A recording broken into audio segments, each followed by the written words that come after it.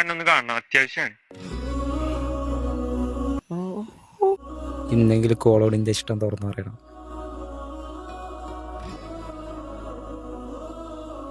ഇജെന്താ വിളിച്ചിന്ന്? ഇങ്ങനെ നിക്കല്ലേ, നാട്ടിൽ കണ്ട വേറെന്തെങ്കിലും വിചാരിക്കും.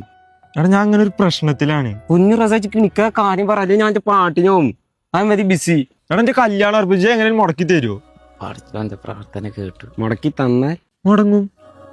അപ്പൊ എന്റെ റൂട്ട് ക്ലിയർ ആവും. ജന്തി ഇടക്കിടക്ക് ആലോചിക്കണ്. അല്ല ജന്തി ഓനെ ഒഴിവാക്കണേ. എടോ മറ്റേതാ.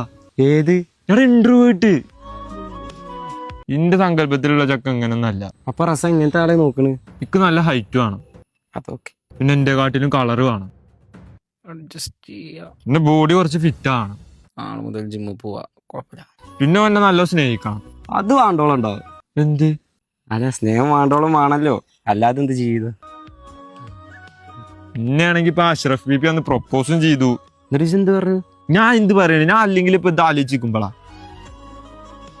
റസ ഞാൻ കൊറേ കരുതണം, പിന്നെ പിടിച്ചേക്കാൻ പറ്റൂല. I love you. അപ്പൊ ശരി, ഞാൻ പോയി.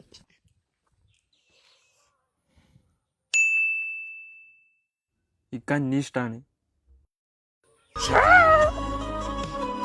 ഇക്കന്നീഷ്ടാണ്, ഇക്കന്നീഷ്ടാണ്, ഇക്കന്നീഷ്ടാണ്.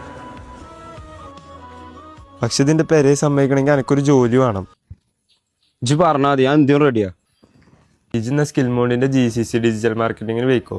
നമ്മളവിടുത്തെ സ്വിഗ്ഗി സൊമാറ്റോ പോലെ പുറത്തത്തെ തലബത്ത്, നൂണ്, ഡബ്സില്, ടിക്ടോക്ക് അങ്ങനെ അവിടുത്തെ ആൾക്കാർ യൂസ് ആക്കുന്ന പ്ലാറ്റ്ഫോം വെച്ചാണ് നമുക്ക് ഇത് എക്സ്പീരിയൻസ് ആക്കി തരിക. അതുകൊണ്ട് തന്നെ നമുക്ക് അവിടെ സെറ്റിൽ ആവാം. ഇന്നത് ഓൺലൈൻ ക്ലാസ് ആണ്, അതുകൊണ്ട് സുഖമാണ്.